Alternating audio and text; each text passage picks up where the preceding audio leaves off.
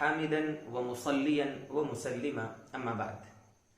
معزز ناظرین، نماز کا ایک انتہائی اہم مسئلہ، اس کے بارے میں بھی لوگ غلط فہمی کا شکار ہیں، تو مناسب سمجھا کہ میں اپنے ناظرین کو، جہاں اس سے پہلے والے ویڈیو میں بھی نماز کا ایک انتہائی اہم مسئلہ بتایا تھا، تو سوچا آج پھر نماز کی ایک انتہائی اہم سنت ہے جس کے بارے میں بھی ہمارے ساتھی غلط فہمی کا شکار ہیں، سوچا آپ کے سامنے اس کی وضاحت کر دوں۔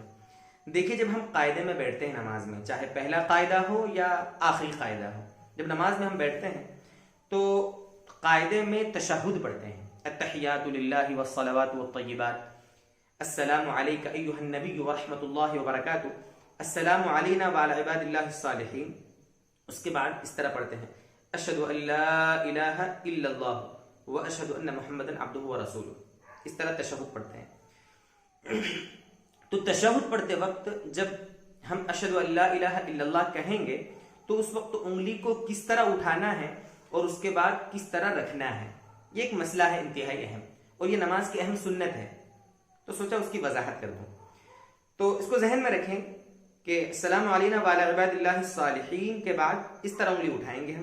یہ جو دو انگلیاں ہماری ہوں گی ان کا ہم حلقہ بنا لیں گے، یعنی اس طرح موڑ لیں گے، ان کو، انگلیوں کو موڑ لیں گے، اور یہ والی انگلی اور یہ انگوٹھا اس کا حلقہ بنائیں گے۔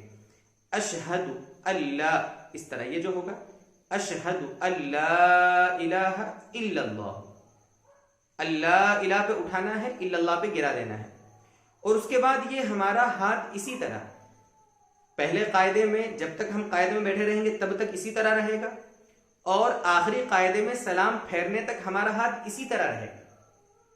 ہمارے ساتھی کیا کرتے ہیں؟ اس طرح کرتے ہیں، اشہد ان لا الہ الا اللہ واشہد ان محمدا عبدہ ورسولہ، یعنی انگلیاں واپس سیدھی کر دیتے ہیں، انگلیاں سیدھی نہیں کرنا ہے۔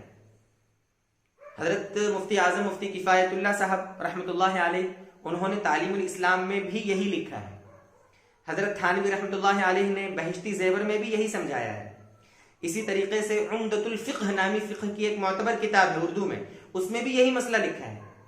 کتابوں میں فقہا نے یہی سمجھایا، یہی سنت ہے کہ جب اس طرح ہم انگلی اٹھائیں گے، اشہد ان لا الہ الا اللہ پر گرائیں گے تو ہمارا یہ ہاتھ پھر اسی طرح رہے گا آخر تک، واپس اس طرح اپنی انگلیوں کو نہیں کرنا ہے۔ یہ نماز کی اہم سنت ہے۔